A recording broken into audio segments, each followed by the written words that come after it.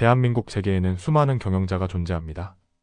하지만 그들 중 을이라는 두 글자를 자신의 이름 앞에 당당히 내걸 수 있는 사람이 몇이나 될까요? 여기 냉혹한 비즈니스 세계에서 이익보다 사람을, 계산보다 신의를 선택한 한 남자가 있습니다. 한화그룹 김승현 회장. 사람들은 그를 재계의 상남자라 부릅니다. 오늘 우리는 수천억의 손해를 감수하면서도 네 사람을 지켜냈던 김승현의 드라마틱한 인생 서사를 심층 취재했습니다. 이야기의 시작은 대한민국이 가장 어두웠던 1997년 IMF 외환위기 시절로 거슬러 올라갑니다.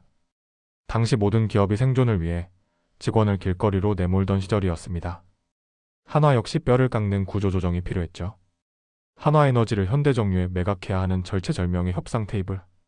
김승현 회장은 모두를 놀라게 한 조건을 내겁니다. 매각 대금을 깎아줄 테니 단 한 명의 직원도 해고하지 마라. 상대 측인 현대정유조차 당황했습니다. 기업 매각은 보통 몸값을 높여받는 것이 상식인데 그는 오히려 돈을 덜 받겠으니 내 직원들의 밥줄을 지켜달라고 호소한 것입니다.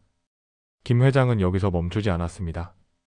만약 현대에서 적응하지 못하고 나오는 직원이 있다면 마지막 한 사람까지 다시 한화가 받아주겠다. 이 말은 단순한 호기가 아니었습니다. 실제로 한화는 돌아온 이들을 모두 품었습니다. 당시 김대중 대통령이 그를 청와대로 불러 가장 모범적인 구조조정이라며 극찬한 배경에는 이런 뜨거운 인간애가 있었습니다. 김승현의 의리는 삼성과의 관계에서도 빛을 발합니다. 그는 삼성 이건희 회장을 평소 형님이라 부르며 극진히 모셨습니다. 2000년대 초반 대한생명이 매물로 나왔을 때 김 회장은 이건희 회장을 찾아가 고개를 숙였습니다. 형님, 금융업의 노하우를 가르쳐 주십시오. 누가 되지 않게 잘해보겠습니다. 거물급 경영자가 경쟁사 총수에게 조언을 구하는 것은 흔치 않은 일이었지만 김승현은 체면보다 진심을 택했습니다. 이 우정은 2014년 삼성과 한화의 빅딜로 이어집니다. 방산과 화학 부문을 인수하며 한화는 재계 서열을 단숨에 끌어올렸죠. 이때도 김승현의 의리 경영은 변함없었습니다. 인수된 삼성 직원들에게 기존과 똑같은 처우와 100% 고용 승계를 약속했고 이를 끝까지 지켰습니다.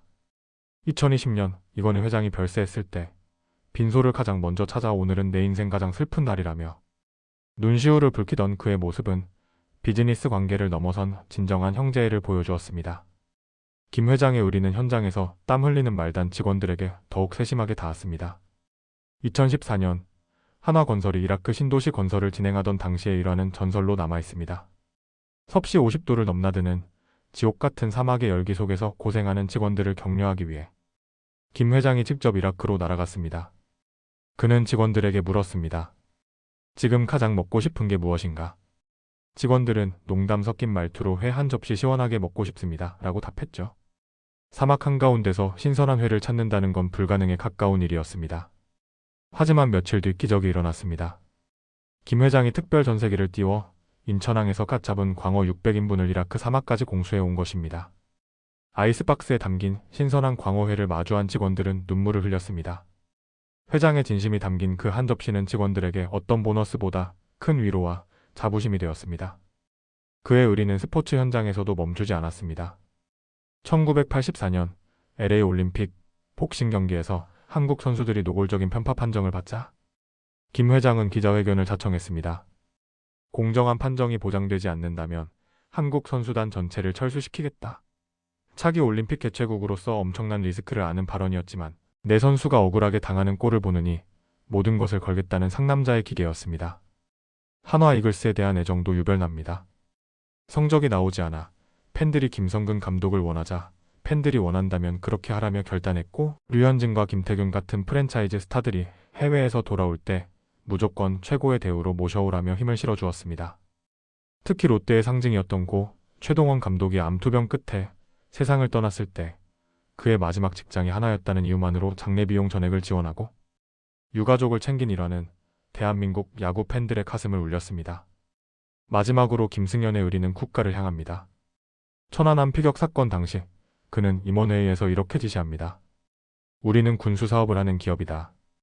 유가족들이 자립할 수 있도록 우리가 할 수 있는 모든 것을 하라. 그 결과 유가족 중 취업 희망자 전원을 한화 계열사에 우선 채용했습니다. 이는 단순한 기부금을 넘어 그들의 평생 삶을 책임지겠다는 의지의 표현이었습니다.